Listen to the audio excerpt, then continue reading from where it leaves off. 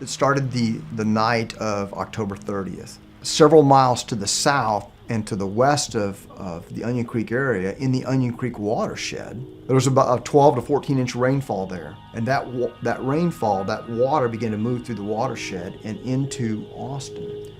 So we didn't anticipate it, we didn't know that it was coming, and it really did catch us by surprise.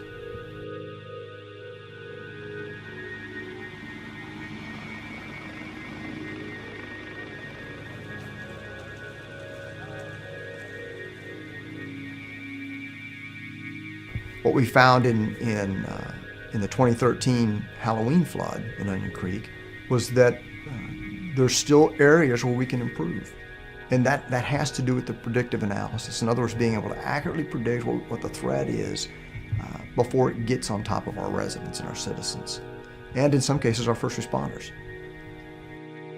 Flooding is the largest natural disaster that people face. It costs more money and it takes more lives than any other form of natural disaster that's faced in the United States or elsewhere.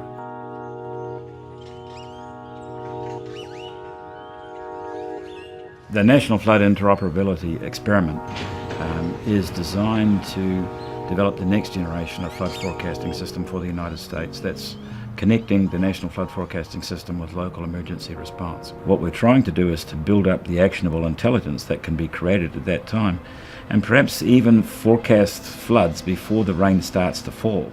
We want to, first of all, simulate the flow on all the streams and rivers of the nation simultaneously. And that means a continuously functioning hydrology model over the whole continental United States. That'll be continuously running and continuously being updated. Initially, we get the flow levels that are coming out of the model, and then we visualize them through the web browser so that people can see what the flows are and what they're predicted to be. The technology enables us to have something very complex running on Azure in the cloud, in the background, while the person in front is sitting there using whatever it is that they're comfortable working with. We have programmers on the team who have been doing the work with Microsoft Azure. They took a 2-day training program and they were pretty pleased that they were able to get Rapid going, which is the stream flow model that we're working with. And they'll be able to scale that up as we need different virtual machines in the future. And that's what we really love about the cloud, is that we can bring them in and send them away as we need them.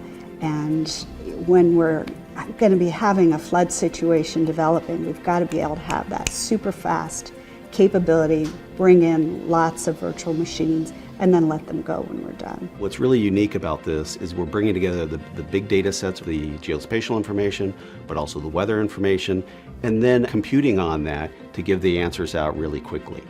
And this hasn't been done before in a real-time scenario. There's a lot of work that's been done after the fact, looking at how the modeling could happen, but applying it so that end users can be prepared ahead of time is a really unique situation. And that's what the power of not only technology and the cloud actually enables, and it's being seen in this situation. Here in academia, we teach, we do our clever things for research and so on, but we're not often called upon to do things for the nation. But this is a chance for the academic community to show not simply what we think, but what we can do. And we have tremendous resources in the academic community and with our partners such as Microsoft Research to be able to create a new future for the country. Dr. Maven calls it an experiment, I call it a proof of concept.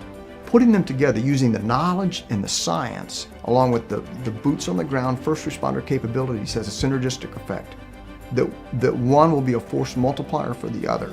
And so if we can work on this experiment, this proof of concept, and develop a template that any agency across the nation could use to lay that over their threat and risk analysis for their community and better prepare themselves, we're all much better off.